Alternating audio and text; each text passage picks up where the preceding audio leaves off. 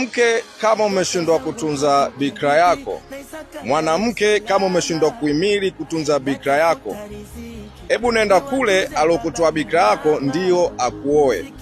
Yule ndo mme wako halisi, yaani yule ndo kila kitu kwako, kwa sababu uliweza kumkabidhi akakutoa bikira, lakini unakuja kuwapa shida watu wengine kabisa.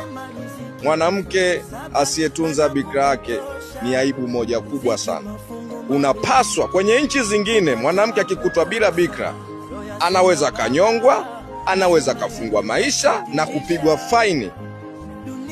Mwanamke asiyotunza bikira yake ni aibu mno, ni kuwakosea wazazi wake heshima mno.